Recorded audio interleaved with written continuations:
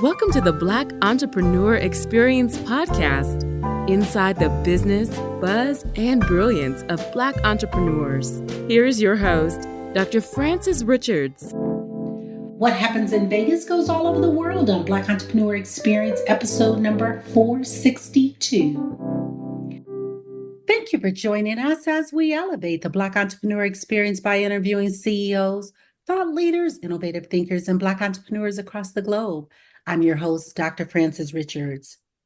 Our next guests are adding more diversity and culture to the world of eyewear as founders of Vontélle, a Black-owned, woman-owned luxury bespoke eyewear brand.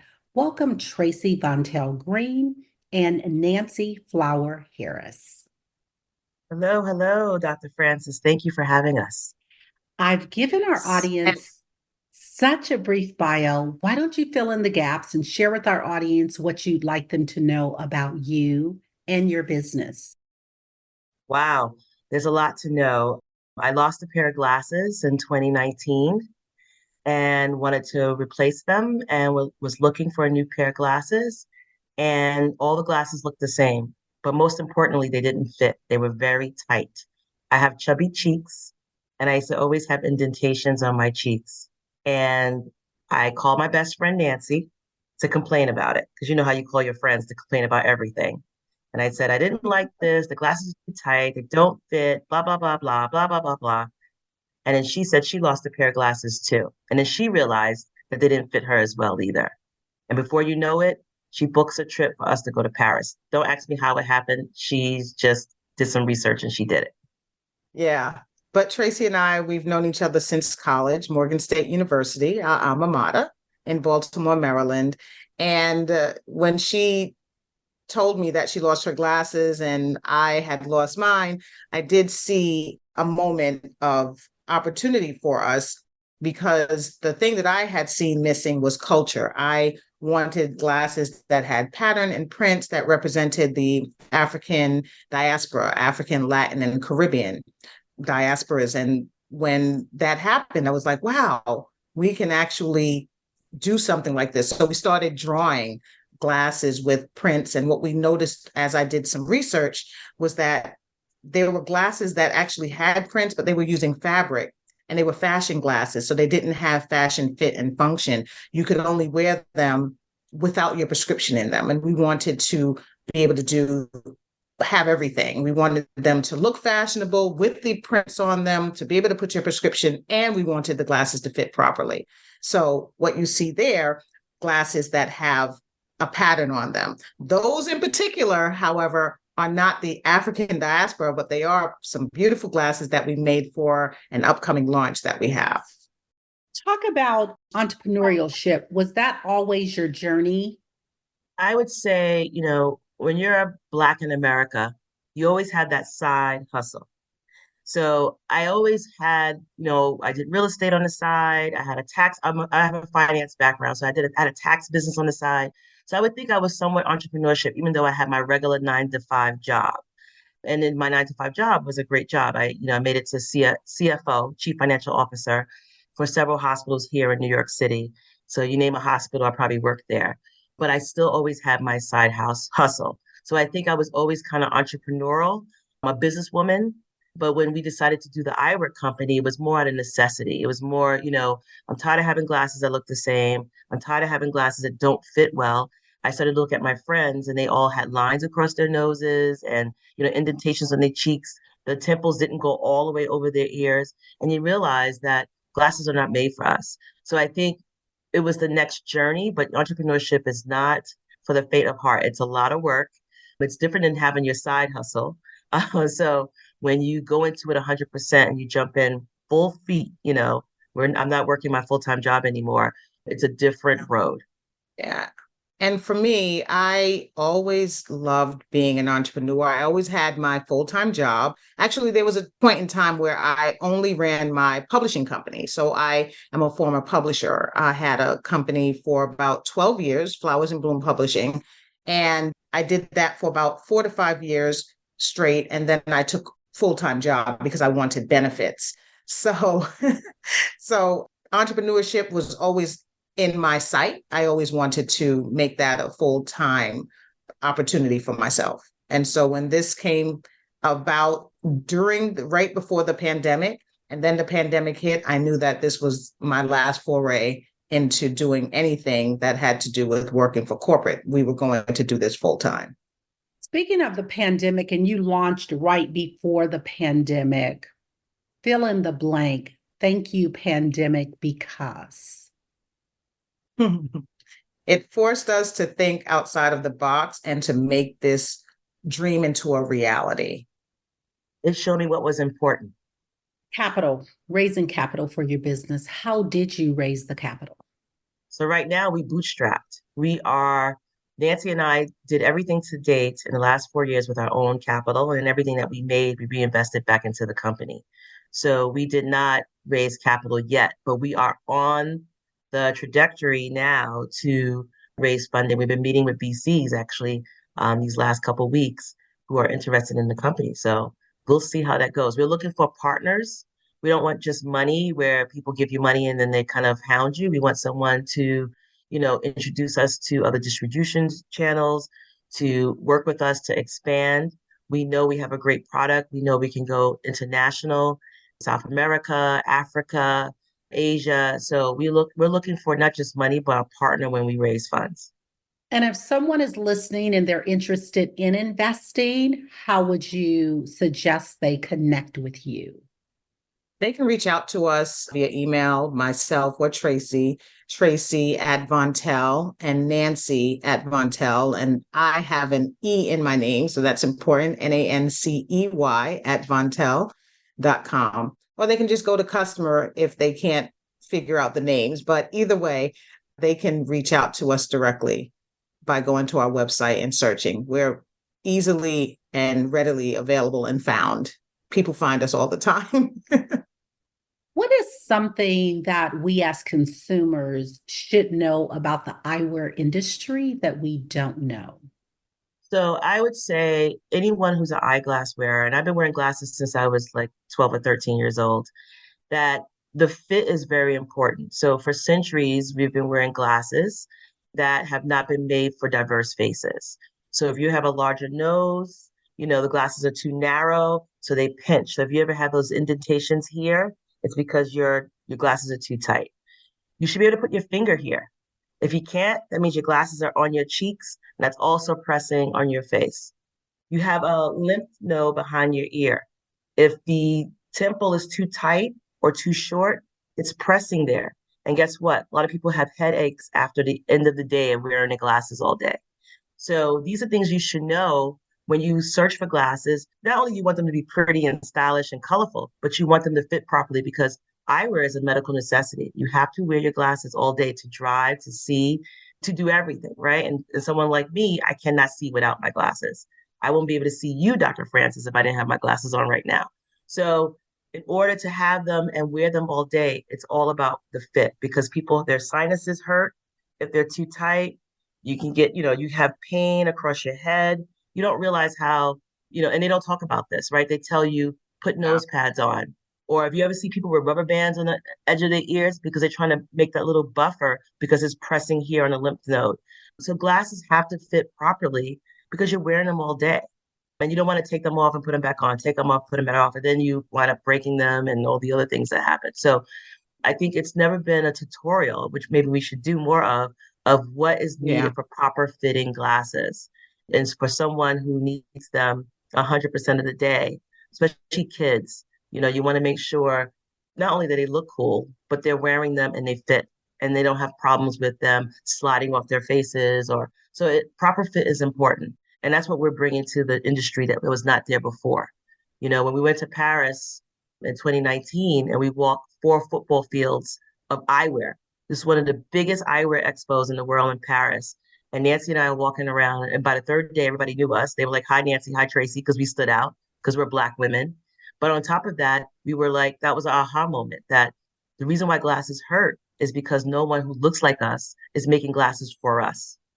And that was kind of like, if not us, then who? If we don't do it, who's going to do it? And we just jumped in. Yeah. And we jumped in and said, let's try to do it. So this is important for the eyewear industry for everyone to know that it's important. Yeah. So to piggyback on what Tracy just said is that the eyewear industry has been ignoring it and we are addressing it.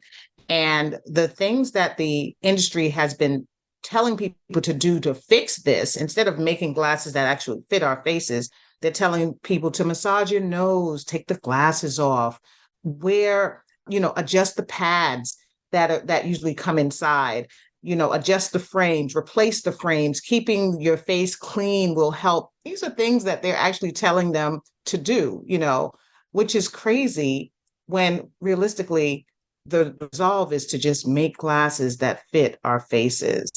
We shouldn't have to use celiac, cream to remove the scars. We shouldn't have scars to begin with, but that's okay. That's why we're here. We are here for that particular purpose. Talk Just showing you the about, kids' glasses. These are the oh, kids' I love, glasses. oh, nice. So Our talk about Chuckies. that for the children's glasses. Talk about that. So we were lucky Yeah. enough in 2021 to get a partnership with Nickelodeon. So Nickelodeon reached out to us. They found our beautiful prints, like the pair Nancey has on, and said, "Can you do children's glasses?" And of course, we said yes. We didn't know, but we said yes. And that's another thing about entrepreneurship. Sometimes you just got to say yes. You got to fake it until you make it. So we said yes. Yeah. And then we, kind of retreated and grouped together to make some designs. And now we have SpongeBob, Baby Shark, Paw Patrol. These are Sky for Paw Patrol. The other ones I had on was the Chuckies for Rugrats. So we did a great pair of glasses for kids too, and they're all prescription eligible, so you can put your prescription in them. And some of them are even bendable because we make them for kids in case they, kids, they fall asleep in their glasses and stuff like that. So we had a great partnership with Nickelodeon. That's really helped us get on the map and really say that we can do anything. These are our baby sharks. And they come in sunglasses and also in regular glasses. And like I said, these are bendable. So the kids, it's harder for them to break them. Yeah, they're much more durable. Talk about coming together, you two, as best friends and starting a business. Okay. So it definitely starts with respect of the friendship and having boundaries, though I don't think Tracy and I have many boundaries, but we do bring different things to the table. And when in any business, you need to work with someone who is as smart as you or smarter than you, right? You don't want to be the smartest person in the room ever. You should always surround yourself with people who always also have as much to lose as you do. I've had business partners in the past and they were not on the same level.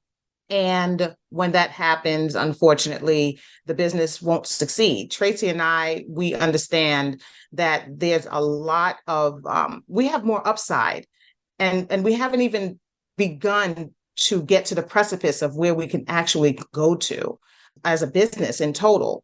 But again, we both bring something different. I bring sales, marketing, and to the forefront of this business, and Tracy brings the financial and other areas. So because of that, we do stay in our lanes, but there's a lot of overlap because it's a smaller company. So wherever she falls short, I come in to pick up, and vice versa. And Tracy, I'll let you pick up because I know that there's so much more. No, I think to do business with your friend, it's good because you guys know each other, right? It's also good because you understand that if one of us falls short, we both lose, right? So we're constantly pushing each other to be even better than we were the day before, right? And I think because we're best friends, we can say things to each other that somebody else can't say to each other. Like I'm always like, Nancey, write it down. Write it down. And she's like, no, you got to do this. Tracy, you didn't do this. So we can say that to each other, not get upset, right? I'm a finance person, so I'm very detailed. I write down everything. I know what has to be done, whatever. And I kind of my job is to bring the group together and say, hey, this is the next step. This is what we're going to do. How are we going to execute?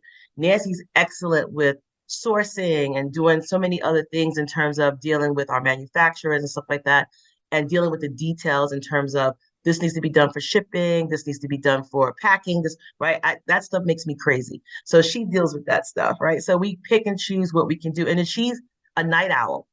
When we are dealing with our manufacturer, they're overseas. I'm asleep. She's up. I don't know how she does it. But so we have our strengths, right? And then you have to realize that you got to kind of let go and trust the other person. And that's in any business, right? If you're dealing with your friend, your spouse, coworker, eventually anybody you work with, hopefully they become your friend, right? And that's what makes the business even better. So I think, we've known each other since college. We've been through marriages with each other, divorces, births of kids, death of family members. We've been there for each other. And I think once you're there for each other as a friend, the business is just kind of a little bit extra. It is a marriage. I have my husband and I have Nancey. So it's like kind of like, Best of both worlds. yeah, we kind of do it, and when our husbands don't want to hang out with us, we hang out with each other and it's fine. One time we were on a phone call talking and some of our team was around and me and Nancey switched through 3 different conversations in like maybe less than 10 minutes because we're talking about our own personal stuff. We're talking about work. We're talking about, oh, did you hear about this? And we could do all of it in 10 minutes. And it's amazing. People watch us and they're like, what are you guys talking about? And we went through 3 different conversations, but we get it, right? Because that's how we talk to each other. So I think it's really good and comforting and I feel safe. I'm not worried about anything when I'm working with Nancey, right? That's the part of the friendship. We know everything about each other, down to our socials. I think we even know each other's blood type by now. And that's not an exaggeration. And we take care of each other. We really take care of each other in business and personally. So I don't know where she ends and I begin and vice versa. Like if she needs something, I'm there. And if I need something, she's there. Speaking of care, talk about self-care. What does self-care look like for both of you guys? So for Tracy, it's a lot different. She has her health concerns that she has to deal with day to day. And we take all of that into consideration. And like she said, the pandemic really made us realize what matters, what's important. For me, it's dealing with my husband, my mom, and my son. I have not learned self-care for myself yet. I'm being honest. I have put myself to the back burner and a lot of things that I need to do for myself outside of going to doctor's visits, I have not really been on top of, but I need to. So I keep saying every year, I'm going to do this, I'm going to do that. But realistically, I said 2024 is the year where I'm going to take time out for myself and really invest in me, because if my health fails, then everything else around me will fail. Early on in the pandemic, the end of 2019, 2020, I found out I have a rare form of diabetes. I have type 1 and type 2. It's called latent autoimmune diabetes in adults. LADA is the acronym. And I had to take insulin. This is like amazing, right? Usually people have type 1, you get it as a child. I got it much later in life. So with that diagnosis, I work out every day. I have to, I live right by Prospect Park. We're in Brooklyn. I walk the park. I have a Peloton, all the things, a treadmill. I have to work out. I have to eat properly. So I have to put myself first. And like I said, in the pandemic made me realize what was important, because working in healthcare, I saw so many people dying around me. And then you just realize life is short. You have to do what's important. All the things that you think is important, having the fanciest cars or clothes, that's not important. Having a job that pays you all this money that you can't spend because you're always at work all the time. All these things that you think is important, is not important. It's all about taking care of yourself, your family, your friends, making sure you show up for people. You're just there. After that happened, and then once the pandemic happened, we were locked in for so long. Once we got out and people said, hey, I'm having this event. If I can make it, I made it, right? Just to see them, to be with them, to support them, because you realize that's what's important, right? You want to have these experiences with your loved ones and your friends, because, once those experiences are gone, that's it. So I definitely have self-care every day. And I even joined a diabetes group to do meditation. It's called Diabetes Sangha. And it's a group of people who just basically, teach you to breathe, focus on your health, focus on what's important. If you had a rough day, it's a really great meditation, and they have it like 5 days a week. And I try to join as much as possible just to meditate. And I'm not a meditating person. It's very hard to sit still, but just to sit there listening to them helps me, slow down a bit and not feel guilty if, I didn't work out that day, or my glucose was too high, or, because you realize you have to give yourself grace. It's a learning process. And no matter what you do, unfortunately, diabetes is a terrible disease. It's hard to keep it under wraps because your emotions and your stress levels are tied to it. So if I'm really excited, my glucose can go high. If I get really upset, it can go low. So those things, you realize that you just give yourself grace and you just keep working on yourself. Talk about mental wellness and entrepreneurship. So I know that it's important to keep yourself sane and all that. We belong to a group called Goody Nation, and they have a session. And Goody Nation is a post accelerator program, and we won a grant through them with the Lenovo. And really great organization that brings people together, provides education and resources. And they have a session that takes place every Wednesday. Entrepreneurs need therapy too. And in that session, entrepreneurs talk about everything that's going on with them, because a lot of entrepreneurs are solopreneurs. And Tracy and I we are fortunate because we have each other, but a lot of people don't. And your circles are usually people who have jobs. So they don't understand the things that you're going through because you are the one running that corporation. You're running your business and people around you don't understand. So they bring all those people together so that they can talk and experience. And you realize you're not the only one going through these things as well. And that's part of mental wellness, is to be able to talk about things and get it off your chest and have other people support you. Support is part of mental wellness. You need that. If you're doing all of this by yourself, there's no way you're going to be able to pull through without a whole lot of scars and bumps and bruises. So part of that is, if you need help, you should say it. Don't bottle it up. Take the time out to have a spa day, which Tracy and I keep saying every time we go away on a trip, on a business trip, we say, let's take one day to have a spa day, to just relax and unwind. Take the time out to not look at your phone, to not look at social media, to not answer emails. All of that is part of mental wellness and taking care of yourself. And like Tracy just said, the diabetes forced her to do that, but those are things that we should be doing anyway. We really should be eating healthier because we're always on the go. Business people, entrepreneurs, we work 12 to 16-hour days. We sleep for 4 or 5 hours and then we're back at it again. Those are all things that we need to do so that we can sustain our own personal health and wellness. So that's what I'll add to this. Let's talk about zone of genius. What is your zone of genius? That's a good question. And I feel my zone of genius is not taking no for an answer. I'm always open and I always like to ask questions, and I'll ask everybody a question. And I think by asking those questions, not being afraid of rejection, because it doesn't bother me. Business is business, right? I think that's my zone of genius, because every time I've been able to grow, not only in the C-suite level, but also in this business, because of the fact that I don't take no for an answer. And I know I can do anything. That's really it. I think I learned early on, I can do probably anything except for maybe brain surgery, because I hate blood, and or maybe fly a plane. But now you have autopilot, I probably could fly a plane. So with that mindset that I can do anything, I can read, I can write, I can comprehend, I can figure anything out. So, I think early on, I just took that as my zone of genius, and I just move in that's how I march. That's my beat, that I can do it, and I don't take no for an answer. For me, I'd say is, if any room that I walk into, I know that I belong. I've never had imposter syndrome, so to speak. So similar to Tracy, she doesn't take no for an answer. If I'm in that room, I will figure out how to navigate it and make it work for me. Artificial intelligence.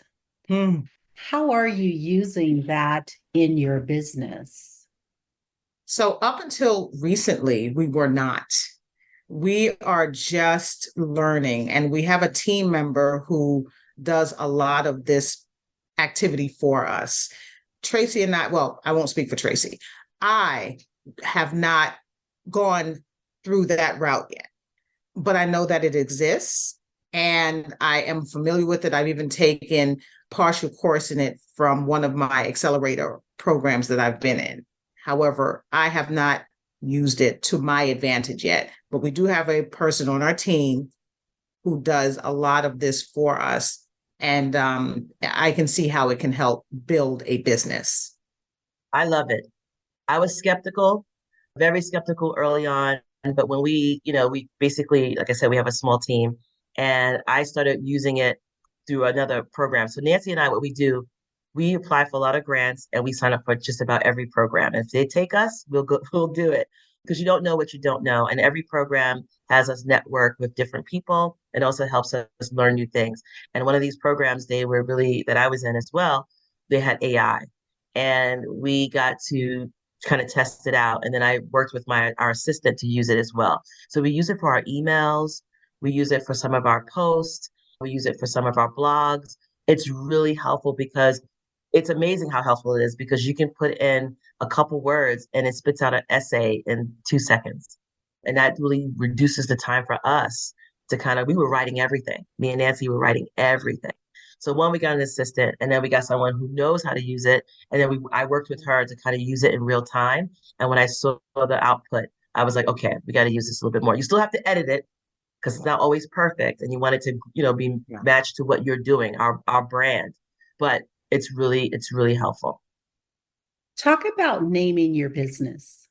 How did you decide the name? We were in Paris. And when you're in Paris, you do as what the French do, right? So everybody there had French and Italian names. And when me and Nancey decided we're going to do this business, we're going to try it, I said, well, I have a middle name that's French, and I never used it my whole life. I always had Tracy V. Green in my signature, but no one knew what the V stood for. And I wanted to merge names. I wanted Nancey to pick her middle name and my middle name, but she didn't want to do her middle name. So at the end of the day, we just said, well, Vontélle is a French name. It means to go, she goes in French. And we wanted to go in style with our eyewear. So it just kind of made sense. And it was just elegant and pretty. And we wanted to be, while we were a Black woman-owned brand, and we wanted to focus on Hispanic and African American, and we didn't want the company name to be, because we wanted to be broad enough where we can expand and do anything. So it was just perfect to kind of use the name, and we never looked back. It's absolutely beautiful. Thank you. I want you to have a monologue. I want you to name this person, living or not, and this person has inspired you so much. Who is that person, and what are you saying to that person? I find you incredible. You have done what people in this generation and generations behind you have not been able to do to this day. And that is to free the minds of so many. And you did it with so little. Harriet, you were an amazing woman. And you said yourself that you have freed hundreds of slaves and you could have freed thousands more if only they knew they were slaves. Harriet Tubman, for me. I love that. I was thinking Harriet as well. So that's how me and Nancey are best friends. We think the same. There were some women first billionaires, Madam C.J. Walker, Mary Pleasant, Ellen Pleasant. Being in the finance world, I always looked up to them because back then they knew how to make $1 out of 15 cents kind of thing. And I would say to them, thank you for paving the way that women can be business women and entrepreneurs and make a lot of money in this world. Because back then, and even to this day, it's a man's world, right? Women are getting further, but it's still a man's world. So Madam C.J. Walker and Mary Ellen Pleasant, thank you for what you've done in creating a pathway for us, the Oprahs, all the other people of the world who we love, who have shown us that they could be on the Forbes billionaire list too. Thank you for that. What problem exists in the world today that you would like to solve? So many. Wow. Hunger is probably top of my list. Hunger and famine. Those are, no one should be hungry. Just no one in this world should ever go to bed without a meal. I was just reading where in one of the states, they've removed school lunches. because they said that they didn't want the kids to feel privileged. When the reality is there's so many kids that their only meal is the school breakfast and the school lunch. And for you to say something like that is probably the most selfish thing that anyone could say. It hurts my heart because I brought that up to Tracy the other day, and she knows that things like that just bother me. And she was like, don't think about it. She was like, when we get to the place where we can help, we'll help. She was like, but you can't let that bog you down. And it was late at night. And so she knew I would go to bed with that on my mind. But there's so many things, disease. But for me, it's just hunger. It's sad. It's just really sad. Yeah, I mean, I have a list, homelessness, housing is very, dear to me, like disease, being able to find there are affordable medications out there, but, because we're a capitalist economy, people have to pay. I was allergic to everything. I used to have to EpiPen for $500. That's ridiculous. Like stuff like that. Having affordable medication, wars. I mean, we're at war in so many parts of the world. Yeah. I mean, like it just Oh, doesn't make God. any sense. Innocent people are getting killed because of it. So, those are just things that just, if we can just press a button and fix it, I wish we could. Yeah. We're so far as a nation. We're having rockets go to the moon and back for fun. We're sending people to the moon and back for fun, right? Why can't we do affordable medications? Why can't we make sure no one is homeless? Why can't we make sure everyone is fed? Why do we have wars for people to take over people's property? Like it just makes no sense. Yeah. All that. Let's look at the last 30 days. What was your biggest win? So We've had a lot of wins. The biggest win, I'm putting on these glasses again. So we've been working all year on it, but this last 30 days, we actually shipped out the glasses. We have a partnership with National Vision. They own your America's Best stores. They contacted us to do a special line for them. This is the first of any kind that America's Best has done a collaboration with a Black woman-owned brand. So come February of 2024, we will be in 900 stores with a special collection called Official by Vontélle, the official collection by Vontélle with America's Best. Dr. Francis, you don't know how amazing that is, that we, in 4 years, decided to fix a problem that no one was fixing. And for someone as big as America's Best to see that they also needed to work with us and partner with us and ask us to do glasses for them. So these are their ethos that we did for them in the Argyle print, because we do prints. And there, as you can see, the lenses are bigger, temple is longer. You could put your finger here. So when you get these and you're pink and green, last 30 days, they got their shipment. We are so proud and of we're ourselves. doing men's and women's. So these are our Malcolms, and they're beautiful as well. So these are part of the Official by Vontélle line that we have. We have some beautiful glasses that are coming out that represent what we do. So it's near and dear to our hearts because we made sure that the sizing was in line with what we do with our own line of glasses, with our brand. So it's still on brand. And it still has patterns. We did some that do not because we realized that some people are not as daring.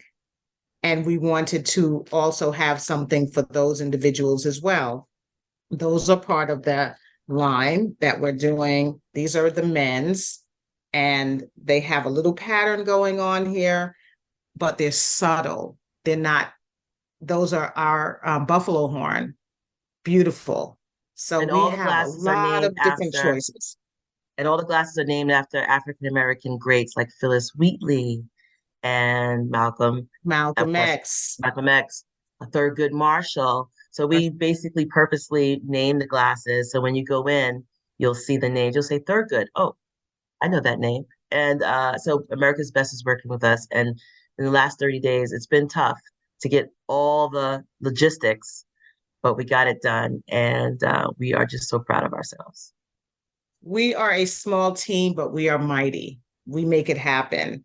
people are like, oh, I want to work with you. And, where are your offices? And I just say, we're growing and we'll keep you posted. But we're making it happen and we're so proud. So that's one of our bigger wins that we've had recently. And how do you celebrate your wins? How did you celebrate that win? We actually have not yet because we just got over this hump last week.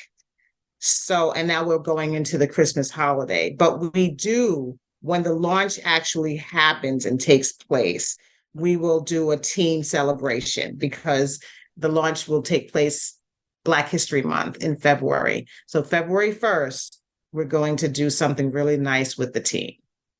I celebrated. I screamed. That was my celebration. I let it out. Woo-hoo, we did it.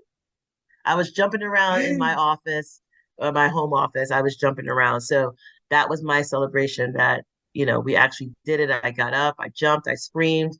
It made me just feel so good because, it's tough. And, it's all about collaborations and partnerships and distribution. And to be able to be in 900 stores, with a brand that we created and we designed, I just couldn't hold back. I just screamed and jumped up and down. I just kind of lost it. That's awesome. And congratulations. And you ladies were on the Kelly Clarkson show. Tell us about that. So much fun. We were selected, I'd like to say personally handpicked. And Tracy and I, when we got the email, we thought that it was fake because people send us emails all the time. And I said, Tracy, respond, because she called me. It was about 9 o'clock our time, Eastern Standard, but it's still early on the West Coast. And she responded, and the woman on the other end, the producer, she responded right away. We hopped on the phone with them. In 3 days, we're in LA. And I'll let Tracy take it from there because it was so exciting. It was too exciting. I think, the show had a premise. They wanted entrepreneurs, they wanted Black women, but most important, they wanted people who were 50 and above.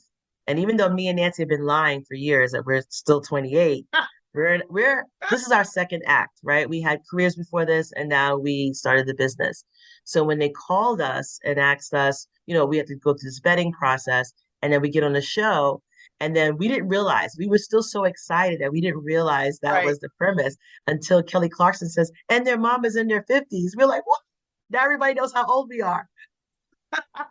But then we were even more shocked because we didn't know anything about the Mika Brzezinski piece. Like, we knew about her endeavors and what she does with 30 Under 30 and 40 Under 40 with the Forbes list, but we did not know that she was specifically going to come on the show and give us that grand gift to Abu Dhabi.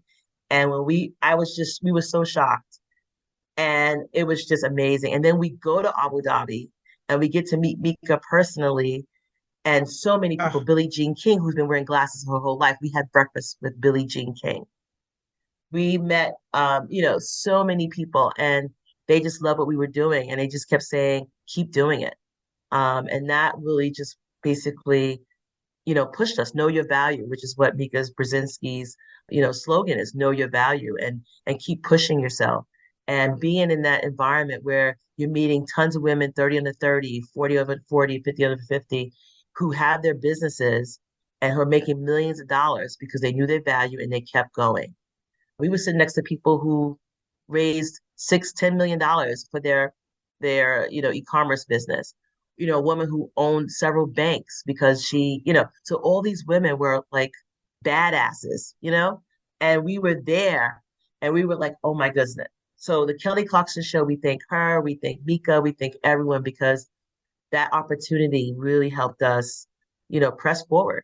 And I think we wouldn't be here with National Vision and Nickelodeon and some of the other partnerships, even, who want to keep staying with us, if all these events didn't happen. Nancey, Tracy, you have a lot going on. Tell us what is going on at Vontélle. Yeah, so we have National Vision, which will be coming out for Black History Month. We're so excited about that project. We have, Tracy and I are both donning our 50th anniversary of hip hop glasses. So that's our ode to hip hop, where they have the different graffiti on the temples, which is, in our words, hot, fire, dope, deaf.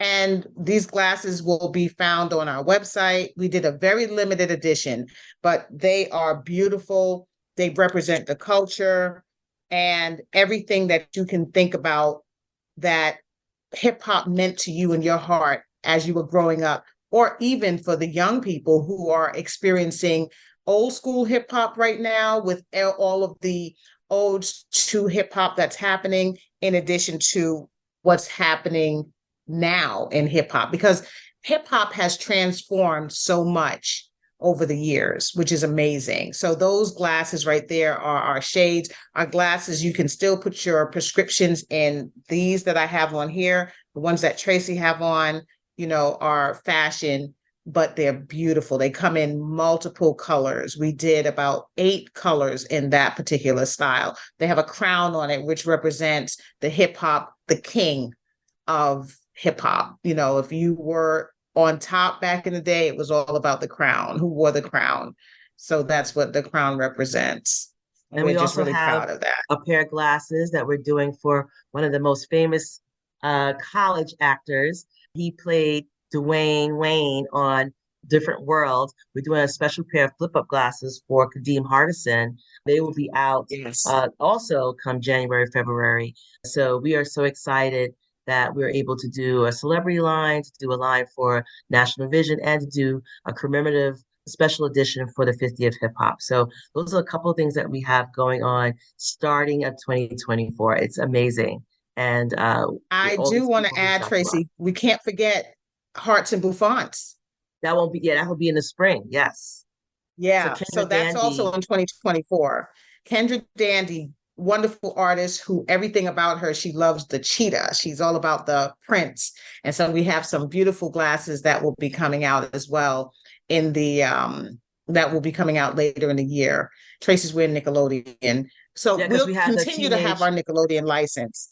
Yes. Teenage Mutant Ninja Turtle will be coming out as well in the fall of 2024. So we're ever evolving, continuing to come out with new glasses. Those are Nivea's Magic glasses for children, and they're beautiful. They're rainbow. They represent little kids who love color, who just have that vivid imagination, and they come in 2 different colors. They come in the rainbow that Tracy has on, and also a blue science experiment, we call them. So we got new glasses for the adults, new glasses for the kids, new glasses for those guys who are nostalgic about Hillman College, the flip-up glasses to Dwayne Wade. Those are so secret that I don't have them here right now, but they will be here soon, as well as the hip-hop and the National Vision. So we are busy, and we're excited for it. Yeah. Thank you for sharing, and we look forward to all the amazing things that will happen in 2024 and beyond. Nancey and Tracy are styling in the Vontélle glasses. Love it, love it, love it. Thank you. Thank you, Dr. Francis. Thank you. If you conducted this interview, what is the one question you would have asked yourself? I want you to ask the question and answer it. I'm thinking for the viewers, a lot of questions that I get is, how did you start your business? Or was you scared to leave your job?